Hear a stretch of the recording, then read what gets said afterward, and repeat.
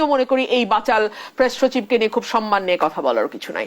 ওনার একক ইন্টারভিউটা আমি দেখছিলাম, সেখানে তিনি অ্যাঙ্কর তাকে প্রশ্ন করার কারণে তিনি অ্যাঙ্করকে বামপন্থী বলেছেন। সেন্ট মার্টিন নিয়ে প্রশ্ন, তিনি বামপন্থী রাজনীতিবিদদের বনসাই বলেছেন, যারা নিজেরা বামুন হয়ে থাকে এবং তারা রাজনীতির সবকিছুই বামুনের চোখে দেখে। এবং তিনি যখন আমার প্রসঙ্গে প্রশ্ন করেছেন অ্যাঙ্কর, তিনি আমাকে লেখাপড়া করতে বলেছেন। তো আমরা তো বাংলাদেশের মানুষজন মোটামুটি মূর্খ, ওনারা তো সে কারণেই এক দল দক্ষ বিদেশি দিয়ে বাংলাদেশ এখন চালাচ্ছে। প্রধান উপদেষ্টা প্রেস সচিব আরো যেমনটি বলেছে যে এই সরকার গণঅভ্যুত্থানের সরকার, ম্যান্ডেট আছে সবকিছু করার। তত্ত্বাবধায়ক সরকারের মতো না, আমি আসছি, প্রত্যেকটি বিষয়ে সরকারের ম্যান্ডেট আছে। আমি সেই জায়গায় আসছি, সেই জন্য আমি এতগুলো কথা বললাম। তো এই বাচাল প্রেস সচিবের কাছে আমি অশিক্ষিত। সেন্ট মার্টিন নিয়ে প্রশ্ন করার কারণে ওই অ্যাঙ্কর হচ্ছেন বামপন্থী আর বামপন্থীরা হচ্ছেন বনসাই। তো আমি ওনার জ্ঞাতার্থে জানাই যে কথাটি উনি বলেছেন, উনি তো অনেক পড়াশোনা নিশ্চয়ই করেন, না হলে ওনার বাকি সবাইকে মূর্খ কেন মনে হয়? উনি কি জানেন ওনার সোর্স অফ পাওয়ার কি? উনি তো পাওয়ারটা খুব এনজয় করছেন, ওনাকে দেখলেই বোঝা যায়। কিন্তু উনি কি জানেন ওনার সোর্স অফ পাওয়ার কি? ওনার উৎস কি ক্ষমতার? ওনার ক্ষমতার উৎস হচ্ছে একটা রেফারেন্স, যেটা সংবিধানের 106 অনুচ্ছেদ অনুযায়ী সুপ্রিম কোর্টের কাছ থেকে নেওয়া হয়েছে। এখন আপনি আসেন সেই রেফারেন্সে কি লেখা আছে আমরা একটু দেখি।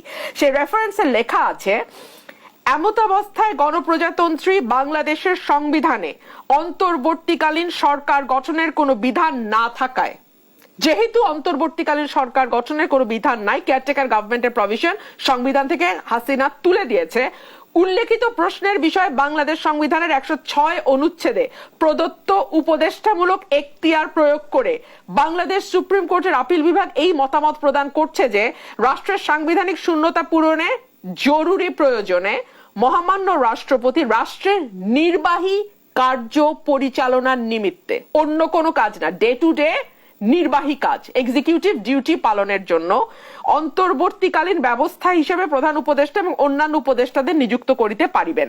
এবং এই রেফারেন্স অনুযায়ী কিন্তু এই উপদেষ্টা পরিষদ গঠিত হয়েছে।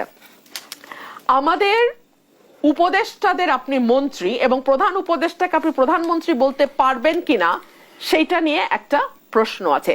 এই সরকার আসার পর একটা অধ্যাদেশ করেছিল, সেই অধ্যাদেশে সরকার বলেছিল যে প্রধানমন্ত্রীর দায়িত্ব হচ্ছে প্রধান উপদেষ্টা এবং অন্যান্য উপদেষ্টারা মন্ত্রী পদমর্যাদার হবেন। সেই অধ্যাদেশটা কোন এক অজানা কারণে চাপা পড়ে গেছে। অজানা কারণটা কি জানেন?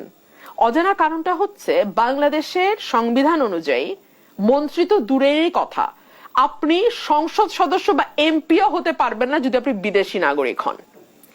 এই সরকারের উপদেষ্টা পরিষদ, তার এক্সটেন্ডেড ভার্সন আমাদের নিরাপত্তা উপদেষ্টা, যেই পদটা বাংলাদেশে কোনোদিন ছিলই না, সেটাকে তৈরি করা হয়েছে।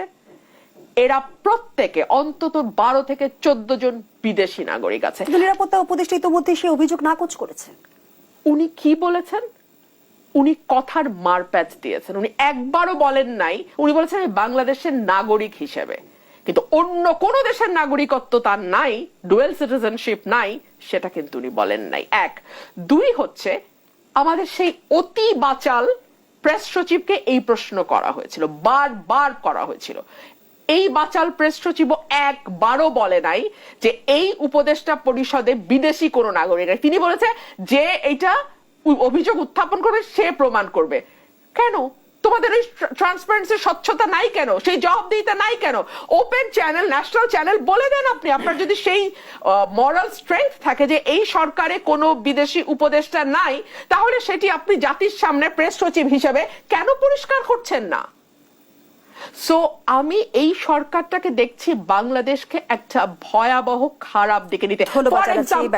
ফর এক্সাম্পল, আমরা গত কয়েক মাস ধরে আপনি জানেন সেন্ট মার্টিনে কিন্তু পর্যটন নিষিদ্ধ হয়ে আছে। এই ব্যাপারেও তাকে প্রশ্ন করা হয়েছিল।